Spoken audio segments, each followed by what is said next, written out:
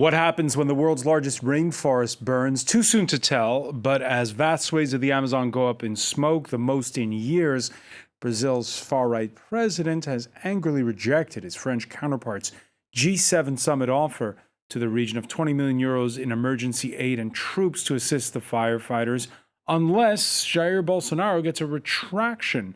He accuses Emmanuel Macron of insulting him and treating his nation like a colony or a no man's land.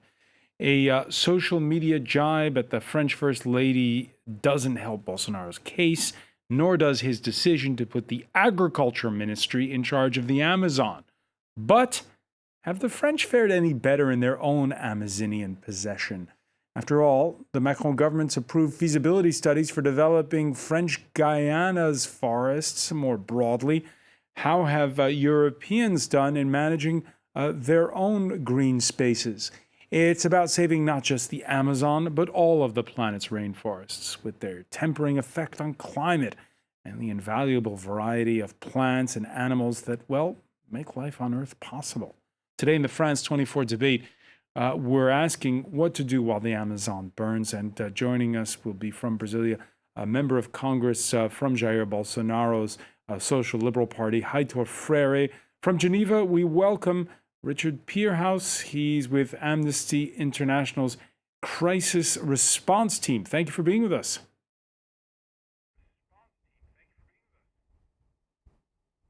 Also, thank you. Nice to join you. Also in Geneva, a Brazilian investigative reporter, Jamil Shadeh. Jamil, welcome back to the show.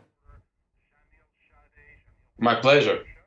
François Gemène has worked with the UN's climate science group, the IPCC. He lectures at Sciences Po, and he's the lead author of Atlas of the Anthropocene, which comes out in French this Thursday. This Thursday, which, in a word, is explains biodiversity and politics. Also, yes, it does try to capture all the data we have on what we call the global ecological crisis, which includes biodiversity and the fires in the Amazon, but also climate change, pollution, and other environmental issues. Yeah, holistic approach is needed. The France 24 debate, where you can join the conversation, by the way, on Facebook and Twitter, hashtag F24debate.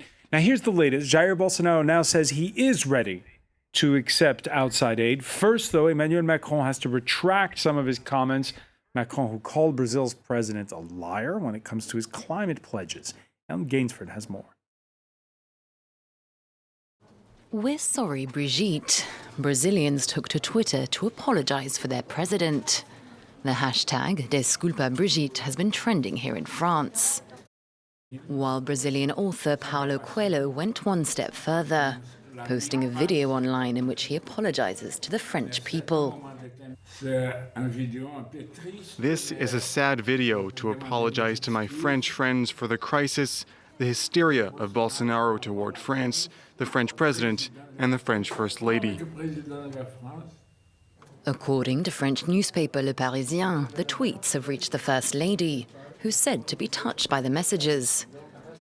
The feud was sparked after Bolsonaro endorsed a comment on social media, which mocked the physical appearance of Brigitte Macron. The French president was quick to hit back, going so far as to say he hopes Bolsonaro is quickly replaced. He's made some extraordinarily rude comments about my wife. What can I say? It's sad. It's sad for him, firstly, and for Brazilians. Since I have a lot of respect for the Brazilian nation, I hope that they'll soon have a president who behaves in the right way. Macron has been one of Bolsonaro's most vocal critics, accusing the far-right populist of lying about his commitment to fight climate change and threatening to back out of a trade deal between South America and the European Union if Bolsonaro doesn't act to save the Amazon. For his part, Bolsonaro has said he'll only accept aid to fight the fires raging in the Amazon if the French president apologizes. Jamil Shadeh, what can we make of this spat? Well, first of all, an environmental crisis that became a diplomatic crisis, that can become an economic and trade crisis between Brazil or Mercosur and the EU. The reality today is that the government of Brazil, who had actually could have taken the lead, could have actually led the process and even recognized that the crisis is real. Instead, a couple of weeks ago, we decided to basically deny and even put the blame on NGOs, saying that NGOs had started the fire. Obviously, this does not help. Obviously, this is not the right way forward. Now, on the other side, you have obviously a government, in the case of France, that is also looking for, let's say, internal or domestic support for their own policies. And obviously, taking care of something that happens 8,000 kilometers away can be very convenient. So we have a situation where an environmental crisis became a diplomatic crisis, that both of them are actually looking at their own constituencies in order to respond. And actually, the only thing that is not being solved is the environmental crisis so far. François Gémen, you agree that this was convenient for both leaders, this spat? That was certainly convenient for both leaders, and I would say that in a way it was also convenient for Macron to basically build up his stature as an environmental leader with an environmental issues happening across the ocean. This being said, it was also important to call Bolsonaro's policies into question on that matter. And certainly the diplomatic crisis does not help, but I think that we should see it as a positive development that environmental issues and environmental crises are now becoming full-fledged diplomatic issues, diplomatic crises. I mean, years ago, that would have been a matter for scientists, for experts. It is now being discussed in the G7 and in high-level political forum. I think this is a welcome development, but as Jamil said, the current crisis, the current diplomatic crisis, does not help the fires in the Amazon. Doesn't help the fires in the Amazon. Do you get the sense, because last summer our attention was focused on Sweden and on the fires in California, now it's on the Amazon. We can also show, by the way, a map, the number of blazes recorded across the Brazilian Amazon, up 79% this year. Fires also across the border, by the way, in Bolivia and Paraguay. And do you get the sense that with this happening now every year, that there is going to be some kind of change, that there is going to be some kind of that there is an effort being done? I don't think so. I mean, there's certainly a kind of rhetorical effort, and it's now being clearly discussed. But on the ground, what the data show is that basically we're still not on the right track and that the situation keeps deteriorating year after year. The fires in the Amazon are related to a mix of factors. Certainly, Bolsonaro's policies of expanding the agricultural business in the rainforest, but also droughts and climate change, which are also part of the mix. And this is likely to intensify year after year. And clearly, we are not yet on track to address this. So you make it sound like we're too late almost. It's certainly too late for some issues. I mean, I don't like to present the things as if too early or too late or still on time. I think that we need to accept that a certain amount of damage has been done already, and the best we can do is to try and limit and mitigate the damage. Richard Pierhouse, Brazil is your remit at Amnesty International. What's your feeling on that score? I mean, I think to turn to the sort of the diplomatic side of things, the decision by Bolsonaro to send in the army shows that he is susceptible to international pressure, even though there's a sort of a quite silly diplomatic spat on top of that.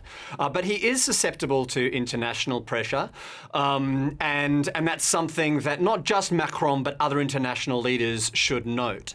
I think what's been lost in the diplomatic discussions around, Macron and Bolsonaro is the human impacts of Bolsonaro's policy on indigenous people in the ground.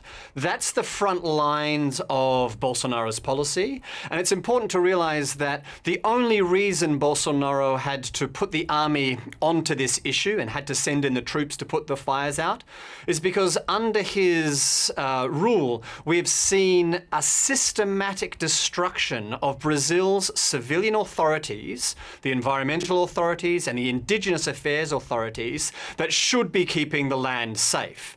And so we would urge the Brazilian government to return to a civilian control of the fires and a civilian patrols of the indigenous lands and the environmental reserves, which is in everyone's interests, both the Brazilian interests and also the international community's interests.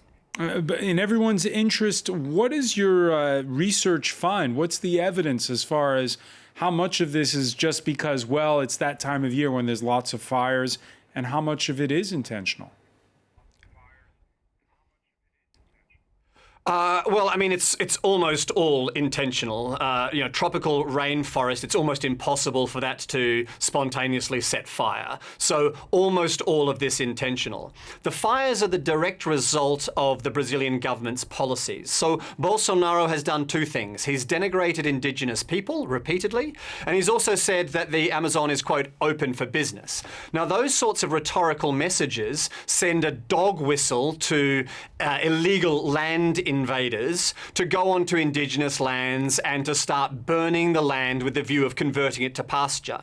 And at the same time, Bolsonaro's government has, as I've said, reduced enormously the civilian protections in the Amazon. So there used to be patrols. There are still some patrols by civilian authorities that are just happening. There are just less of them, and they're happening in a far more ad hoc way. There are less fines by Brazilian environmental authorities in the current crisis than in previous years. Those sorts of, the way in which Bolsonaro's government is governing this crisis is also contributing to these fires. Also contributing to these fires, Jamil Shadeh, how popular or unpopular are Jair Bolsonaro's policies on this? Well, that is the big question, and some of the polls, the recent polls, have shown that he has lost some popularity over the last couple of weeks, in part thanks to this or due to this situation. The reality is that it is a very uncertain moment today in Brazil. As our colleague just mentioned, the military control over some of the civilian sectors. It is something that is very worrying. It does not limit itself to the environmental sector, that is for sure. Now, the question is what will happen from now on in Brazil, and how will Bolsonaro react to all of this? He claims, and today we had the tweet by Donald Trump saying, well, we stand by you, and we congratulate you on what you're doing on the forest. And by the way, if you need help, we are here. Yes, fine. The question in the case of any kind of help, but especially this help from the US, is whether it will come with a price tag. Will Brazilian foreign policy have to change or to adapt or to fulfill some of the obligations it will be required by the US, for example, with Iran, for example, in other countries or in other regions of the world? So this fire will have a diplomatic repercussion, will have a concrete element into Brazilian foreign policy in the months to come. Internally, obviously, it had an impact. Obviously, it showed, in a way, the weakness of this government in terms of strategy. Yeah, now, but hang on, Jamil. Jamil, that tweet by Donald Trump is a seal of approval. Go ahead, keep doing what you're doing. Absolutely, absolutely. And if you need some help, we are here. But this will come with a price. And go ahead, do as you do, because actually at the G7, you remember very well, a couple of days ago, Trump himself did not show up for the meeting when the climate change was being discussed. So obviously that is the signal he was waiting for. And obviously that is the sign that he's putting back to his own audience, saying, well, we have the backing of the biggest world power in the world. So there's no question there. We can go forward. Now, what one of our colleagues there just mentioned is very true. He is susceptible to pressure. Why? Because we had another element to this story, which was the trade story. When Macron and Ireland and Luxembourg and even some Austrian congressmen said, well, let's hold on the trade deal with Mercosur.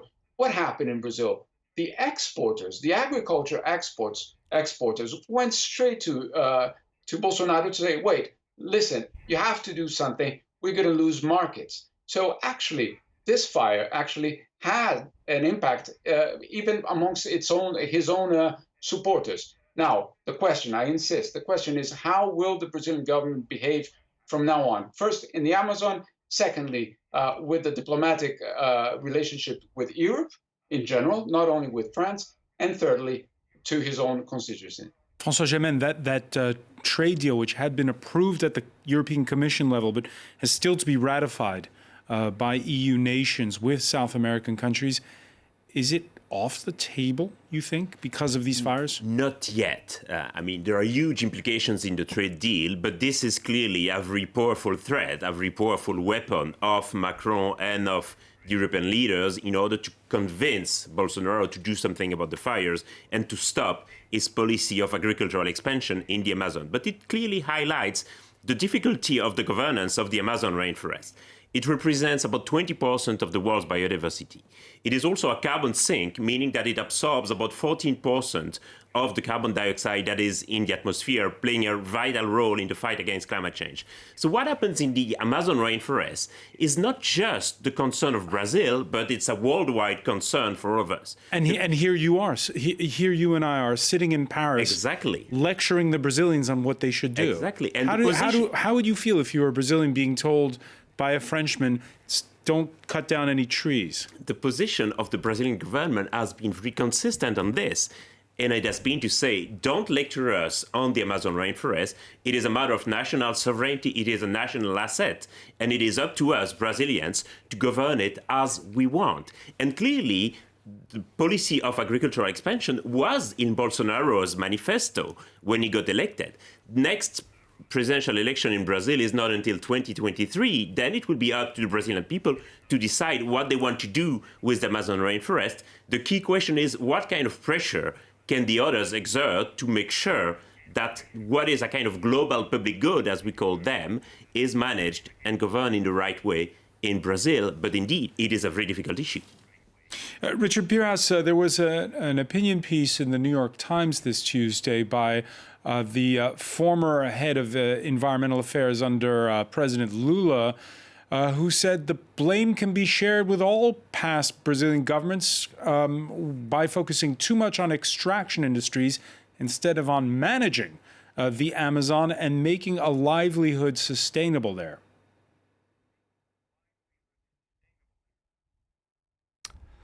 I mean, that's right to the extent that there is a long history of deforestation in the Amazon.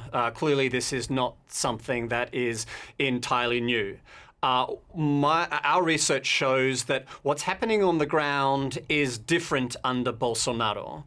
And what I mean by that is that there's something new experienced by indigenous people.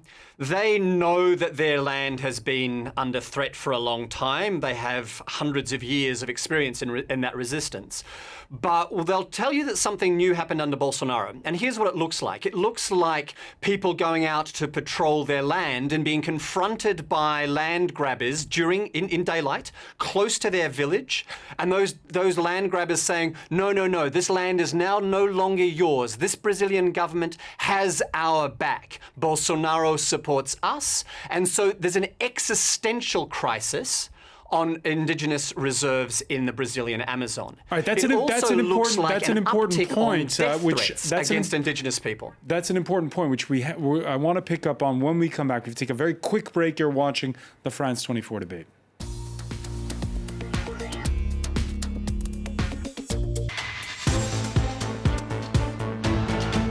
Welcome back, or welcome if you're just joining us. It's the France 24 debates, and we're looking at the biggest fires in years to hit the Amazon at this time of year in Brazil, but also in neighboring Bolivia and Paraguay. We're talking about it with Richard Pirras, who's with Amnesty International's crisis response team. He's with us from Geneva. We also want to welcome back from Geneva Brazilian investigative reporter Jamil Shadeh, and here in the studio, François Gemène, who teaches at the French Political Science Institute Sciences Po. His latest book comes out, lead contributor, Atlas of the Anthropocene, about the environmental crisis that the environmental crisis, then the crisis and the very topical, if I may say. It is topical. Just before the break, we heard from Richard Pearhouse telling us about how it's proving these latest fires to be an existential threat for the indigenous populations of the Amazon. Correspondent Lucinda Elliott went to the area, to Porto Velho, and filed this report.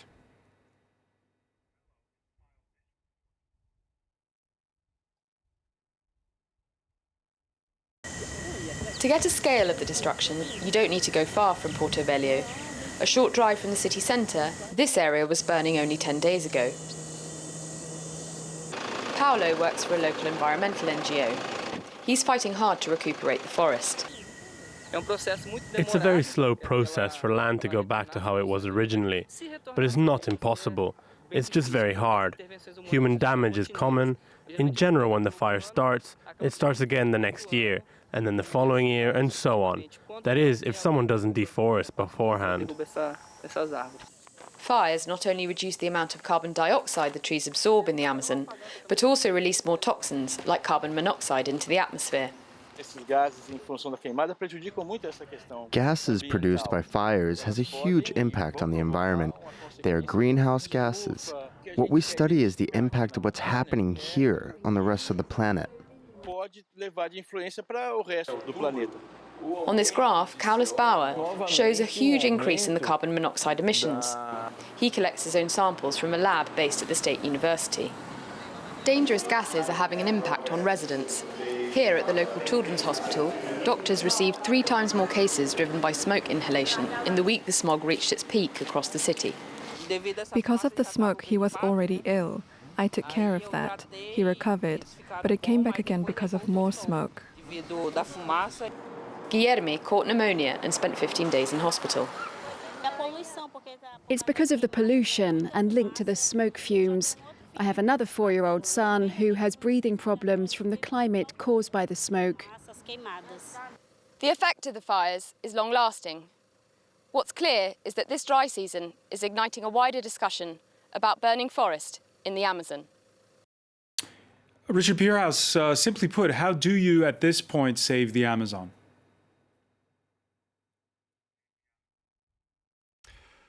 I think the first line of response is to insist that Brazil's government upholds its legal obligations to protect indigenous areas and environmental reserves. That's a clear legal obligation under Brazil's international legal obligations, but it's also a constitutional obligation under Brazil's constitution. So the national authorities, and particularly the civilian authorities, the environmental authorities and the Indigenous Affairs authorities, need to have their powers restated, their funding restated, the patrols to return to the levels they were before. That's the first line of response. The second line of response, I think, as some of your other guests have mentioned tonight, is to look at the international dimensions of this. Brazil's Amazon is burning because of Brazil's government's and economy's hunger for international exports, particularly soy and beef. And the next line of pressure after the clear calls on Brazil's authorities, the next line of pressure is on those industries and ensuring that no industries that are seek to profit from these environmental crimes, or any industries that are implicated in these human rights abuses, are themselves held to account. All right, and on that point, I want to welcome at this point from Brasilia, Member of Congress Heitor Freire, who hails from Bolsonaro's Social Liberal Party. Thank you for joining us here in the France 24 debate. It's a pleasure to participate in this program and also to make clear some points about the Amazon and what the government is doing. I've just heard the gentleman speaking, and actually some of the talkings that are being spread around the world are not true. The government is doing their best at this time. And if you look at the burns and the fires this year, it's actually less than in the last 5 years.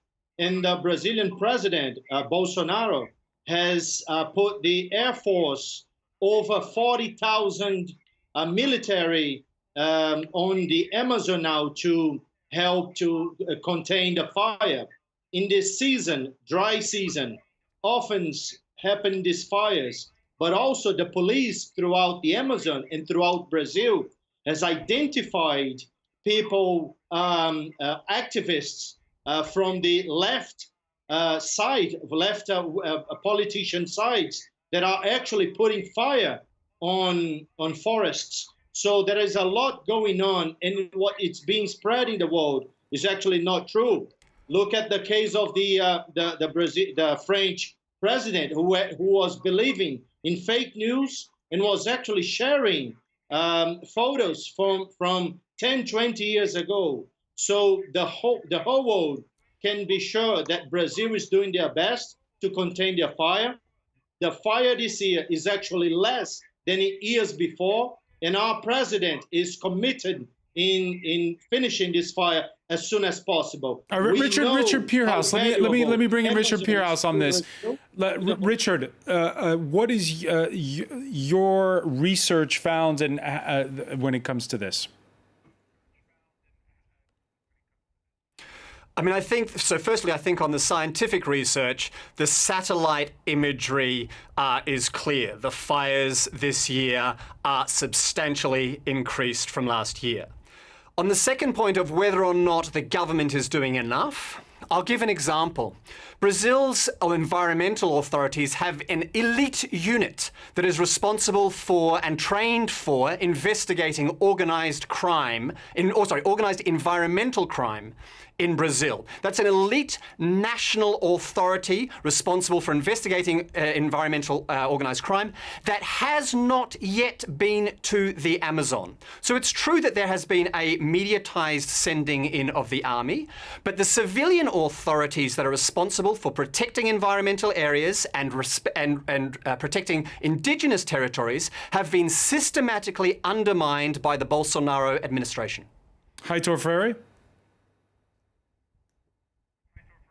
What has happened is, during many years, this type of political actions were doing on an ideological basis.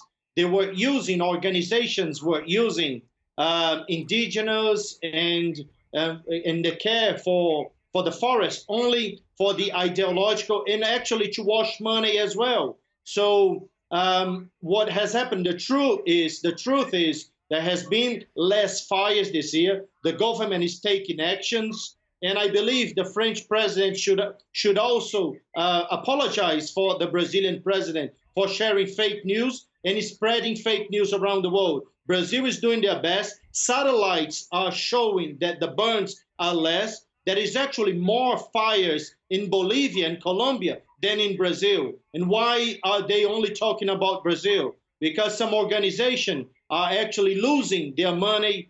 Bolsonaro has cut money that were going to organizations that were using the excuse for looking after the Amazon, but actually they were using money for other things. We do have the police investigation, federal authorities as well, and in a very short time, the whole world will actually know what past left governments were doing. Jamil Shadeh, your thoughts on what it will take now to reconcile this argument over the basic facts? Well, yesterday night, the Minister of Environment said that the government had no money for this monitoring. So that was very clear what he said.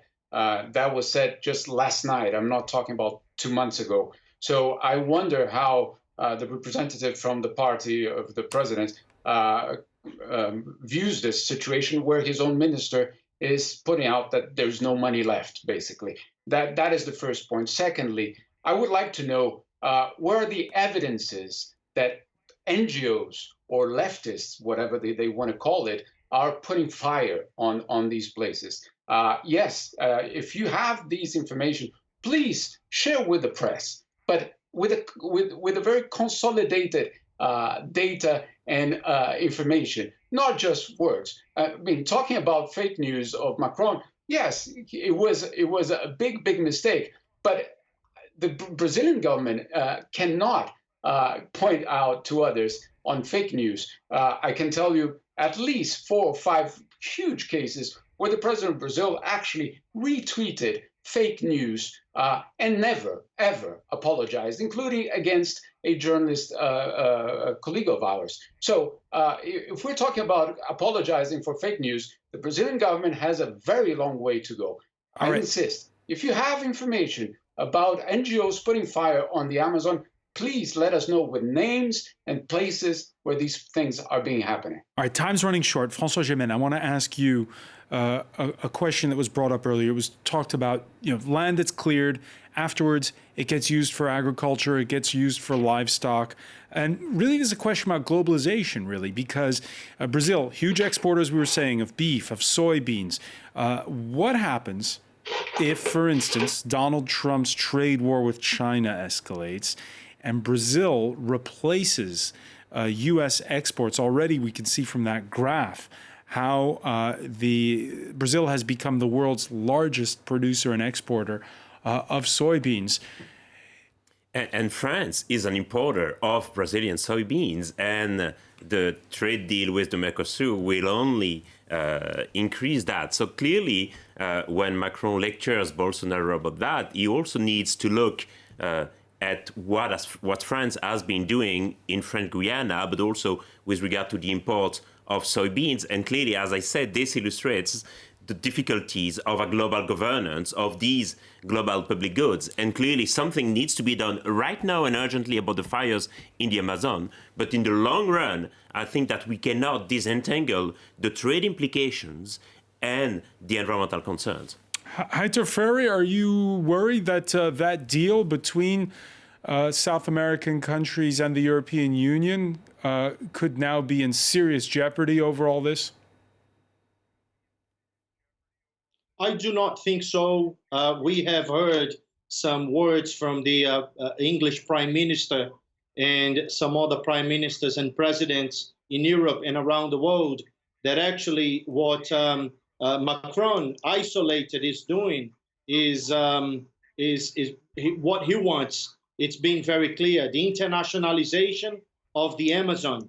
That is something actually deeper in the rainforest that the whole world is actually looking after.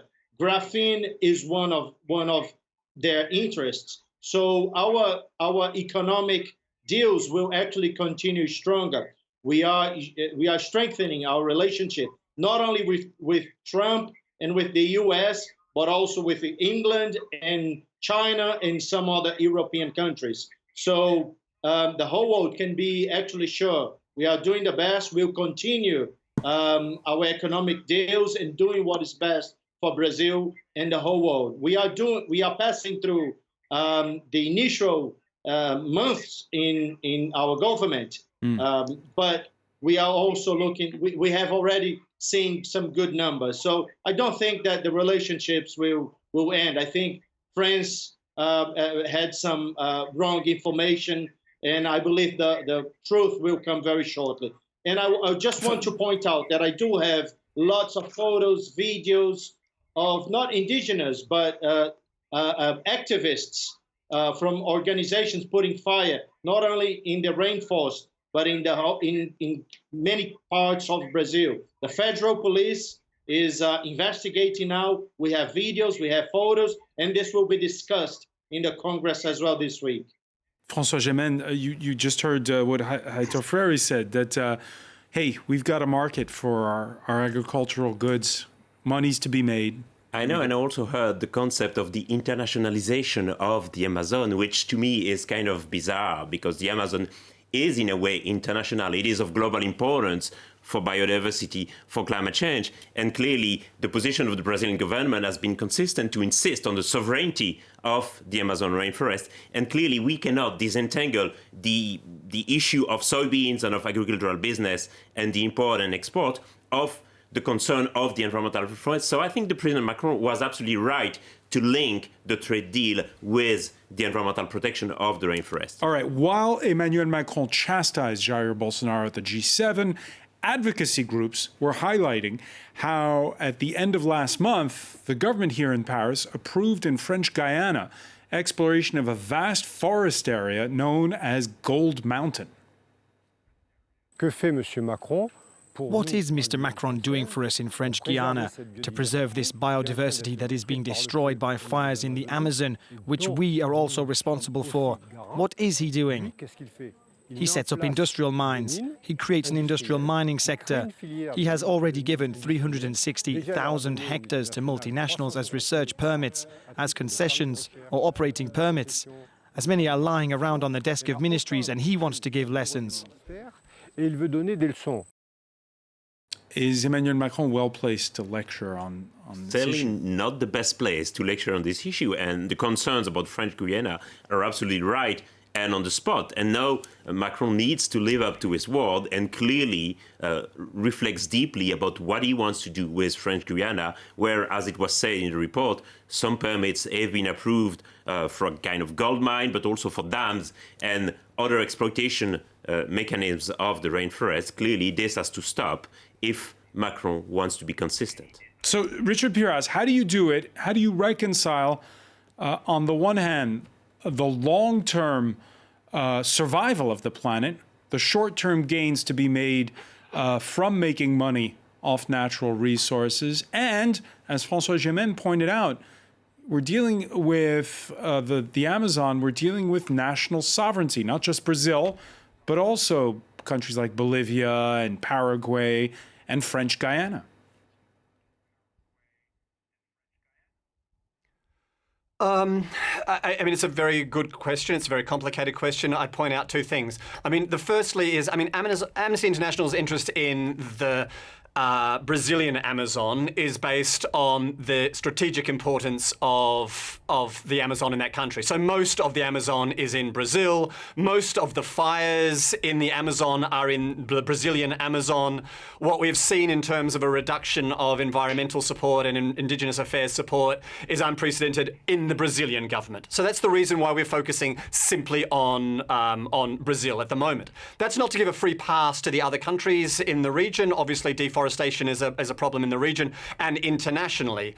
And I think long-term, there does need to be a long-term sustainable agricultural policy for Brazil and other countries in the region. Clearly, the world and Brazil has an economic interest in maintaining the Amazon intact. The Amazon is not unpopulated. The Amazon is home to, in Brazil, approximately 1 million indigenous people and many other traditional communities as well. So there are people whose livelihoods already depend upon the Amazon rainforest, and there are other communities whose depend on the Amazon rainforest in Brazil remaining intact. So there does need to be a long-term plan, but the plan cannot be, as the current Brazilian government thinks should be, simply to cut it down, to graze beef on it for a few years, and then to plant soy. That's no longer a sustainable environmental policy, because it's destined for the international markets, and the international markets will be looking very closely to ensure that the businesses that are involved in this have not profited from the deforestation and have not profited from the the human rights abuses that drive that deforestation. All right. Unfortunately, we're running short on time, but I want to thank you, Richard Pierhouse, and for being with us from Geneva, and Jamil Shadeh as well in Geneva. I want to thank Heitor Freire for being with us from the Brazilian capital, Brasilia. François Gémen, stay with us. Media Watch is next.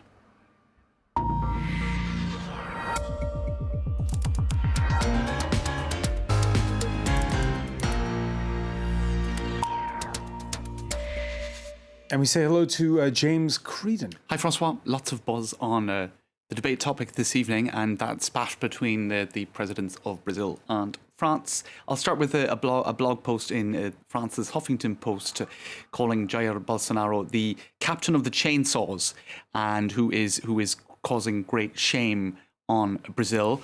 You can see an image there of this is a cartoon that was being held aloft. In any case, underneath it, he goes Captain Chainsaw, because he used to be a captain in the Brazilian military. There was wordplay there that I didn't fully get the hang of, and also Chainsaw being the Amazon, not just fires but also trees being felled. In obstinately refusing international aid from the G7, the article goes on to say here, this is a form of ecocide. So killing of the environment, I guess, ecology, suicidal behaviour towards ecology, which should be punished. And they go on to say that if Brazil were to have offered help to France in order to rebuild Notre Dame, that there would have been a lot of thankful sort of gestures going in the direction of the Brazilian president and whatnot. In other words, this is a bizarre situation to see Notre Dame being evoked in such a sort of an aggressive way by people around Jair Bolsonaro. François Gémen, by the way, 20 million euros, is that a lot or nothing, or it's just symbolic? That's symbolic. Basically, I don't think that Bolsonaro really needs international assistance. I mean, it's up to him to decide what he wants to do with the Amazon rainforest. Right. I think it's mostly a symbolic gesture.